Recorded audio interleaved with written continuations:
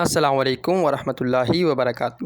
میں ہوں اکمل احمد صدیقی، اور بات یہ ہے کہ خرم بھائی، معروف بھائی، ڈاکٹر سہیل صاحب، عبدالصمد بھائی اور دیگر تمام حضرات کے ساتھ ہم جا رہے ہیں اس وقت عبداللہ شاہ غازی رحمۃ اللہ علیہ کے مزار پر حاضری کے لیے۔ الحمدللہ ملیر میں عظیم الشان ختم نبوت کانفرنس منعقد ہوئی۔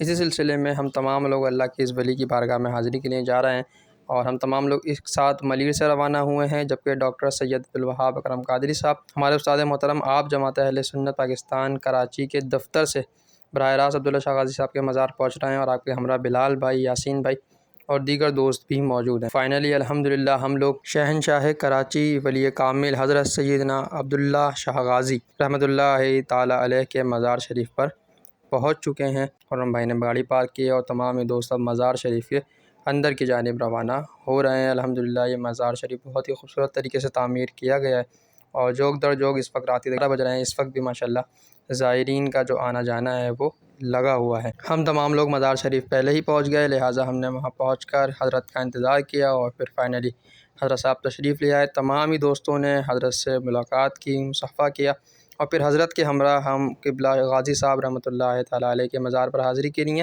اوپر کی جانب روانہ ہو گئے۔ آپ حضرات جانتے ہیں کہ حضرت غازی صاحب کا مزار جو ہے ایک پہاڑی پر تعمیر کیا گیا ہے، اور غازی صاحب کی جو ہسٹری ہے یقینی طور پر وہ پڑھنے اور سننے کے قابل ہے۔ الحمدللہ ہم اہل سنت و جماعت ہیں، اولیاء اللہ کے ماننے والے ہیں، لیکن ہم اولیاء اللہ کو ایسا اور اتنا ہی مانتے ہیں جتنا شریعت مطہرہ میں اجازت ہے۔ اولیاء اللہ کے مزار پر سجدہ کرنا یا کوئی بھی ایسا عمل کرنا کہ جو شرک ہو یا خدا نخواستہ کسی بھی قسم کی کوئی توہین ہوتی ہو، الحمدللہ ہم اسے برا سمجھتے ہیں، اور ہر ایک ایسے عمل سے الحمدللہ اہل سنت و جماعت ہمیشہ دور رہتے ہیں۔ بلکہ جب ہم غازی صاحب کے مزار پہ جاتے ہیں تو غازی صاحب کا مزار پیچھے کی جانب ہے، اور سمت قبلہ سامنے کی جانب ہے۔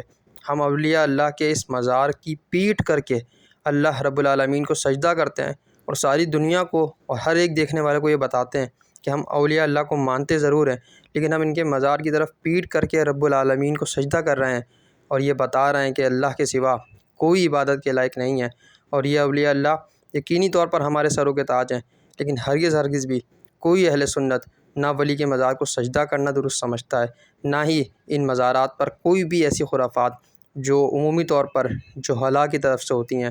ہمارا اہل سنت کا ایسی کسی بھی قسم کی خرافات سے ہرگز کوئی تعلق نہیں ہے۔ الحمدللہ مزار پر حاضر ہوئے، باادب طریقے سے فاتحہ خوانی کی، ایک جگہ بیٹھ کر شاہ صاحب کے ہمراہ ذکر و اذکار کیے، دعا کی، اور الحمدللہ واپسی کی جانب روانہ ہو گئے۔